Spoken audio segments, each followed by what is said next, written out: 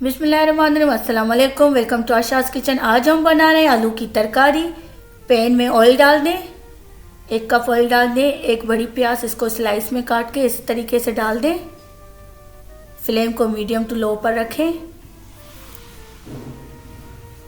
1 table spoon इसमें राई डाल दें। कलौंजी डाल दें 1 टेबल स्पून। धनिया साबुत डाल दें 1 टेबल स्पून। जीरा साबुत 1 टेबल स्पून। अब इसको पकाएं ताकि इसकी खुशबू आ जाए। इसमें काली मिर्च साबुत डाल दें। राई दाना, मेथी दाना डाल दें इसमें 1 टेबल स्पून। हल्दी डाल दें 2 टेबल स्पून। कुटी हुई लाल मिर्च डाल दें 2 टेबल स्पून।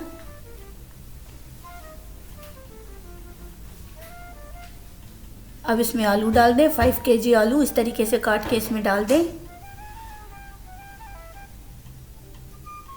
इसको मिक्स करें।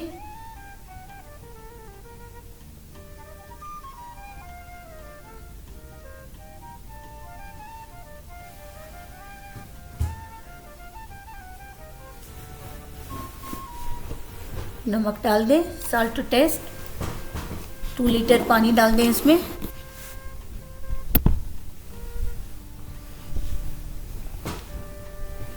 अब इसको कवर करके रख दें मीडियम टू हाई फ्लेम पर। कवर खोल के चेक कर लें।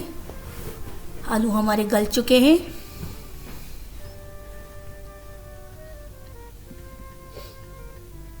अब इसको घोटने से घोटना है, ज़्यादा इसको मैश नहीं करना। कुछ साबुत छोड़ने हैं, कुछ को मैश करना है। जैसे बाज़ारों में मिलती है आलू की तरकारी, ये बिल्कुल वैसी है। नमक चेक कर लें, अगर कम हो तो डाल दें। इमली का पल्प डाल दें 1 कप।